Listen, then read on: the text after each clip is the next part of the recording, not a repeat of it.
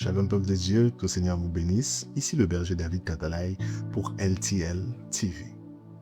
Alors nous sommes toujours dans la continuité de notre série d'enseignements sur l'intimité et nous croyons fermement que les 2 premiers enseignements vous ont énormément bénis. Ainsi nous demandons de vous abonner, de suivre et de bénéficier du merveilleux travail que le Seigneur fait par cette chaîne chrétienne.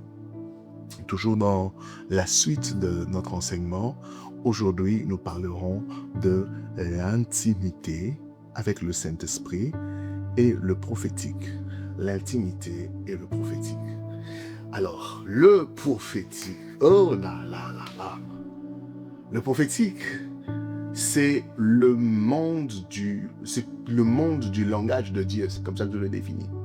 Le prophétique, c'est le monde du langage de Dieu. C'est la capacité de détecter le dire, la volonté, les pensées de Dieu.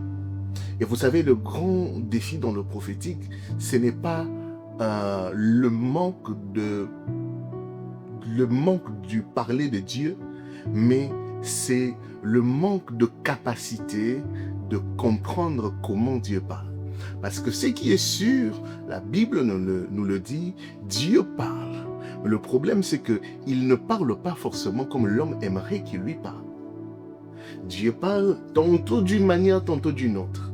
Ça veut dire que Dieu, il a plusieurs langages. Il n'a pas qu'une seule langue. Il a un langage. Donc, il parle de plusieurs manières. Et le grand problème c'est que l'homme, il ne prend point garde. L'homme, il ne comprend pas de foi. L'homme, il est dépaysé. C'est qu'il y a un langage qui est donné, mais qu'il n'arrive pas à décoder. Et c'est cette science-là qui nous permet de, si je dirais science, ou ce monde où on peut comprendre comment Dieu parle, ce monde où Dieu parle, ce monde où l'ainsi dit l'Éternel, la pensée des dieux et le centre. Je crois que ce monde, on peut l'appeler le monde prophétique. Il se manifeste par des songes, par des visions, par la voix audible, oui, la voix audible aussi, par les convictions, par bien d'autres choses, parce que Dieu parle par plusieurs manières, même par un silence. Dieu peut te parler sans rien dire de verbal. Vous voyez? Alors, l'intimité, elle est prophétique. Je parle ici du fait que il est possible de comprendre ce que Dieu veut dire sans pour autant être prophète de ministère, mais à cause du fait que l'on passe tellement de temps avec lui. L'intimité et le prophétique, il est ici nécessaire de parler du fait que on arrive à capter la pensée de Dieu, pas à cause d'un positionnement en termes de ministère, mais à cause d'une intimité en termes d'enfants, en termes d'amis. En fait, tellement que l'on est proche avec le Seigneur, il veut nous dire des choses. Et c'est ainsi que vous verrez même dans le livre de Genèse, je pense au chapitre 18, Dieu dit, cacherai-je à Abraham ce qui va se passer? Tellement qu'il était intime, tellement qu'Abraham avait une histoire avec lui, il dit, mais est-ce que je lui cacherai des choses? Vous savez, certaines choses, le Seigneur vous le dira, juste parce que vous êtes tellement proche de lui. Certains rêves seront les reflets de choses à venir, pas parce que vous êtes le plus grand de prophètes, mais parce que vous êtes tellement intime. Et c'est ça que Pierre avait compris. Vous verrez cette scène dans les jours avant la mort de Jésus, alors que le Christ devait parler de la personne qui allait le trahir. Qu'est-ce qui se passe? C'est que Pierre, comprenant bien cela, il dit, j'ai une question à poser à Jésus. J'ai un secret à tirer dans le cœur de Dieu. Mais il savait que peut-être lui, ça allait être difficile pour que le Seigneur lui dise. Qu'est-ce qu'il dit? Il dit à Jean de poser cette question. Pourquoi? Parce que Jean, lui, était couché sur la poitrine de Jésus. Jean, il était dans une position d'intime. C'est que tout le monde était là en train sans doute de manger, tout le monde était sans doute en train de le regarder, mais Jean, lui, il était allongé. Et on dit que Jean avait l'habitude de s'allonger sur la poitrine de Jésus. C'est qu'il y avait une intimité entre lui. C'est que Pierre avait compris, c'est que Jésus ne me dirait pas à moi, il le dira à Jean. Pourquoi? Parce que Jean est son intime. Il y a des choses que l'on reçoit juste parce qu'on a cette proximité avec le Seigneur. Jean, il était l'intime. Et l'intimité aussi, voilà, elle vous permet d'accéder au secret du cœur de Dieu. L'intimité vous permet d'accéder au secret de certaines réalités. Et c'est ça, l'intimité, le prophétique. Mais j'aimerais rapidement, parlant de l'intimité, le prophétique, parler de quelque chose qui se passe. C'est que dans l'histoire de Samuel, dans le livre de 1 Samuel, vous lirez sans doute cette histoire. Samuel écoute Dieu l'appeler.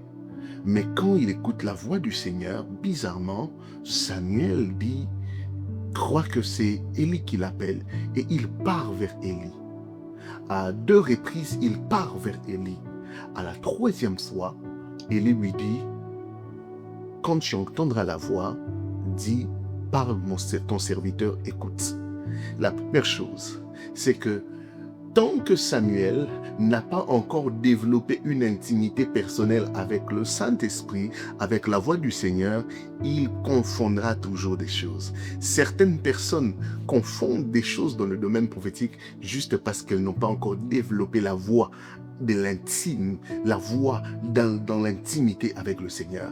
Frères et sœurs, Dieu ne parlera pas par vous si vous n'avez pas eu l'habitude de l'écouter en privé. J'aimerais répéter cela. Dieu ne parlera pas par vous en public si vous ne l'écoutez pas en privé. Avant que Dieu ne fasse de Samuel le prophète d'Israël, Dieu a fait de Samuel son intime en Israël. Il fallait que Samuel, pour écouter, pour entrer dans la dimension prophétique de son ministère, de son appel, la première chose, il fallait qu'il ait le temps d'écouter Dieu dans le secret. Plusieurs Samuel ont les échos de leur appel. Plusieurs Samuel ont des échos du prophétique, mais ils n'y grandissent pas. Pourquoi? Parce qu'ils sont toujours pressés à partir de gauche à droite. Reste dans l'intimité. Tant que Samuel, je me dis, Dieu pouvait bien dire à Samuel, non, ne pars pas vers Élie, c'est moi qui t'appelle. Mais Dieu lui laisse aller jusqu'à vers Élie, parce qu'il sait que pour entrer dans la prochaine dimension, il faut que tu me donnes du temps. Et ça, c'est l'une des bases. Tant que Samuel part toujours vers Élie, il n'y a pas la suite. Il y a juste Samuel, mais il n'y a pas la suite. Il faut qu'il dise, il ait le temps. Il faut qu'il ait l'accès. Parce que l'intimité est une très grande porte vers le prophétique. Mais j'aimerais donner une deuxième vérité et nous allons nous arrêter par là. C'est que si Samuel, à plus de 2 reprises, a confondu la voix de Dieu à celle de Élie, il sait peu, ça c'est dans mon interprétation en tant que prédicateur, il sait peu que la voix qu'il appelait Samuel, peut-être ressemblerait à celle de Élie. Parce que je ne crois pas que Élie était forcément la seule personne dans le temple. Mais si à 2 reprises, quand j'écoute une voix, quelqu'un me dit « Samuel, je me dis directement que c'est Élie, c'est qu'il sait peu que cette voix soit celle de Élie. Et là, dans cette deuxième brèche, j'ouvre le fait que dans la marche du prophétique, il est possible que Dieu vous parle par des voix familières. Il est possible que Dieu vous parle par des voix que vous connaissez. Mais il faudrait maintenant discerner. Vous voyez? Et ces choses vous ramèneront encore où? Dans l'intimité. Je crois que l'onction prophétique, libérée dans le temps de la fin, comme Joël 2, 28 le dit, n'est pas une caractéristique des prophètes. Non, c'est une onction que nous pouvons avoir, dont nous avons accès à cause du fait que nous soyons fils. C'est une onction dont nous avons accès à cause du fait que nous soyons aussi intimes. au Père, c'est que dans cette saison ici, il est possible que je sois un commerçant, que je sois un homme d'affaires, que je sois un électricien, que je sois un chargé des ressources humaines avec une onction prophétique où je sais que tel, si je le mets, je sens que Dieu fera des grandes choses avec lui. Et pour arriver aussi à ça, arriver à vivre cette onction prophétique à tous les niveaux, il faudrait aussi que nous développions la relation de l'intime et le prophétique. Que Dieu nous fasse entrer dans cette saison où on peut l'écouter. Pas parce qu'on est forcément prophète, pas parce qu'on veut se faire appeler prophète, mais parce que nous sommes intimes. Que Dieu arrive avec toi dans ton intimité à un niveau où il dit, est-ce que je cacherai à mon ami tel? Est-ce que je cacherai à David ce qui doit se passer dans sa famille? Qu'il se pose ce type de questions. Pourquoi? Parce que il se sent... Vous savez, lorsqu'on est intime, il y a des choses qu'on ne peut pas garder. Non, à cause de ma relation avec toi, je dois te dire. À cause de notre proximité, je dois t'en parler. Cacherai ces choses à Abraham. Que Dieu nous bénisse.